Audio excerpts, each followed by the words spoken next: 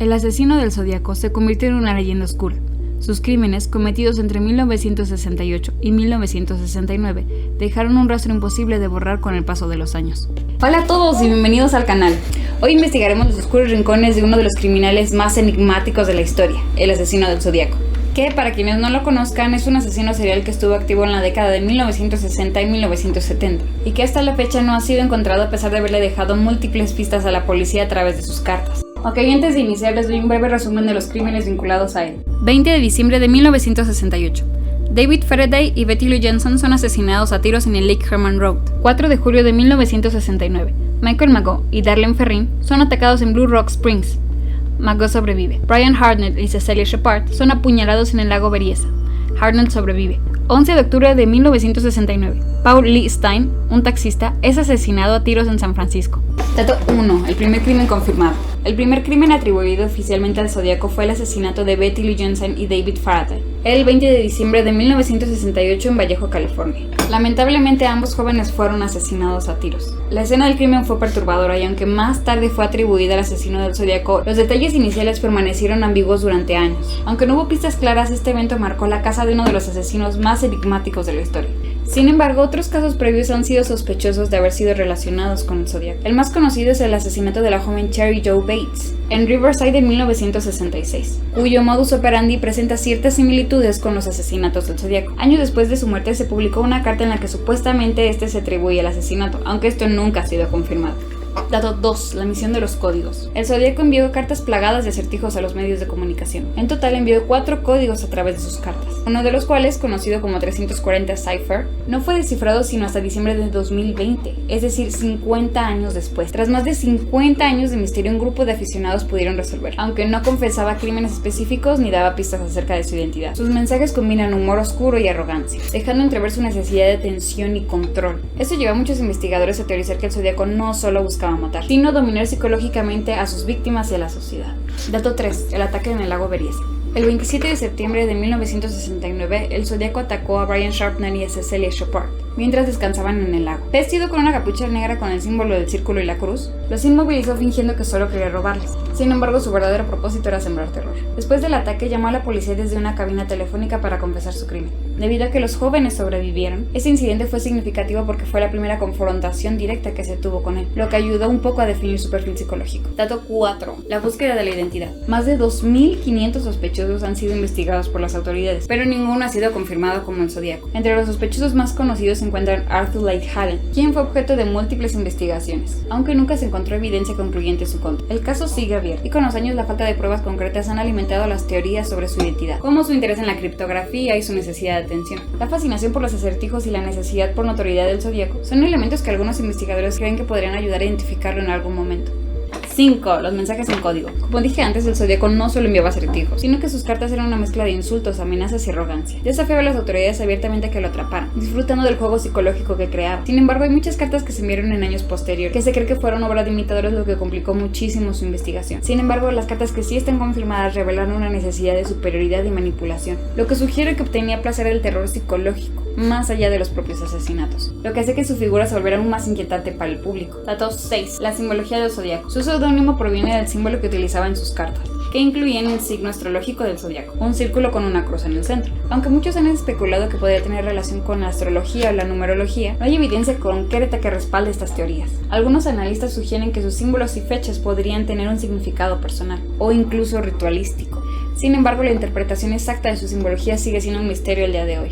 Dato 7. Películas y la cultura pop. La historia del Zodíaco ha inspirado a muchísimas películas y series de televisión, incluyendo la famosa película Zodiac, de David Fincher en 2007. La cinta no solo narra la búsqueda del asesino en sí, sino la obsesión que generó en quienes intentaron resolver el caso. Como casi siempre que la película está basada en hechos reales, algunos detalles fueron dramatizados. Sin embargo, a pesar de todas las representaciones, muchos críticos coinciden en que no capturan la totalidad del suspenso y el miedo que vivió la sociedad en ese momento. Dato 8. La última carta. La última comunicación confirmada del Zodíaco fue en 1974. Finalizó con la frase: "Me estoy alejando". Sin embargo, la autenticidad de esta carta ha sido cuestionada por algunos expertos. Igual como les comenté antes, también hubieron otras cartas atribuidas al Zodíaco, pero ninguna confirmada oficialmente.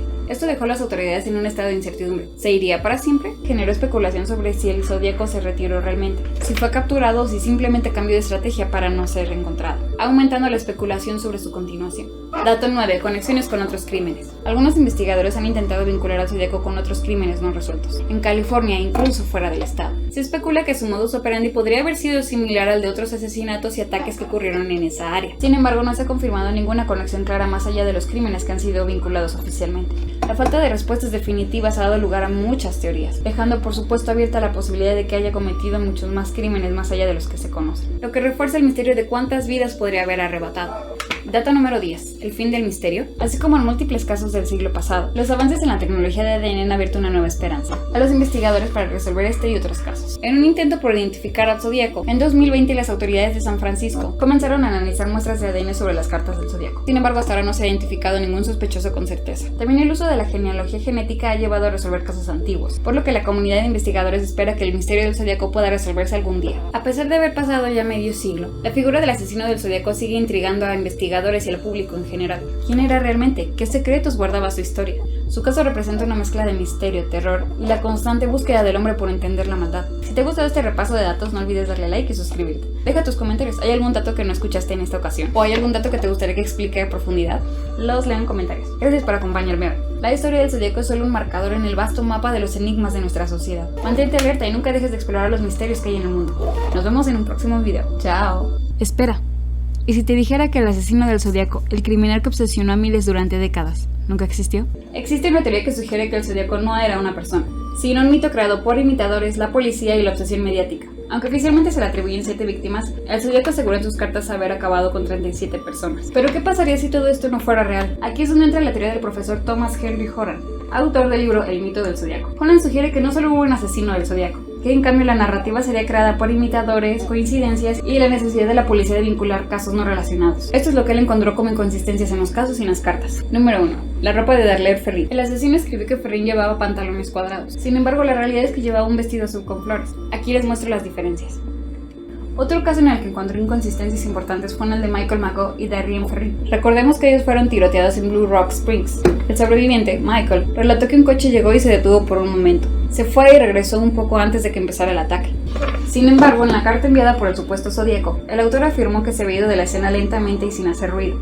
Aquí es donde surge la inconsistencia. Pues si este fuera el asesino, no tendría por qué alejarse y regresar antes de disparar.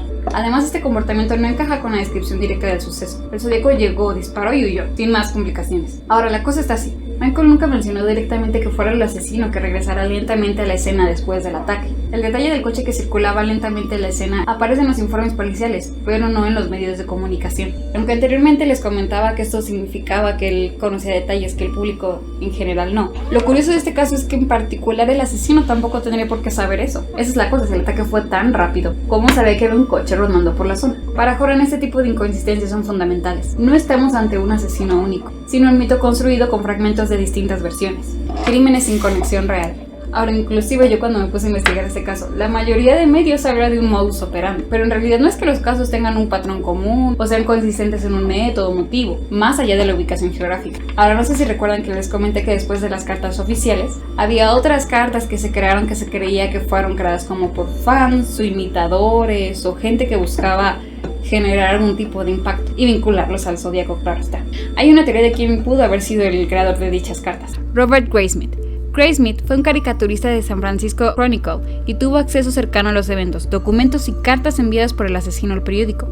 Fue gracias a esta cercanía que se obsesionó con el caso e inició su propia investigación, reuniendo detalles que las autoridades oficiales dejaron inconclusos. Escribió un libro condensando toda la información en 1986 y otro más en 2002. Muchos dicen que su pasión por el caso era en realidad una obsesión disfrazada. Horan sugiere que Graysmith pudo haber fabricado algunas de las cartas para alimentar el mito del personaje que tanto le fascinaba. Esto explicaría por qué las últimas cartas parecen más fantasiosas y menos coherentes con los hechos. Ahora, eso es por un lado. La teoría va aún más lejos. Algunos lugares de los crímenes eran puntos conocidos de tráfico de drogas, controlado por la banda Los Ángeles del Infierno. ¿Podría la policía haber encubrido ciertas evidencias para encubrir otras actividades? Además, como comentamos antes, la falta clara entre los asesinatos cometidos sugiere que podrían haber sido perpetrados por personas diferentes. Ahora, esta teoría tiene bastantes puntos fuertes.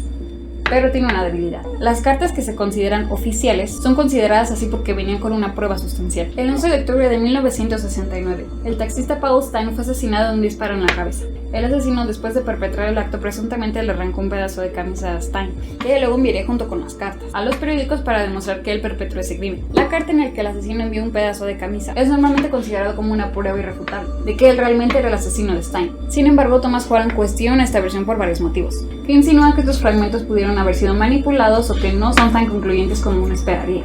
Puntos problemáticos según Horan. Número 1. La ubicación del cuerpo y la obtención del trozo. El cuerpo de Stine fue encontrado en el asiento del copiloto, no en el del conductor. Su hipótesis sugiere que tuvieron que haber girado a Stine de una manera específica para poder quitar los pedazos de camisa.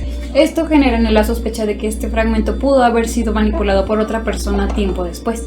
Si alguien cercano al caso, como un oficial, forense o reportero, tuvo acceso al cuerpo antes de que se sellara la escena del crimen, podría haber obtenido y enviado los trozos de camisa. Esto permitiría a un imitador enviar la carta, manteniendo la ilusión de ser el verdadero asesino. Horan sugiere que, al igual que con otros aspectos del caso, la narrativa oficial del pedazo de camisa es inconsistente.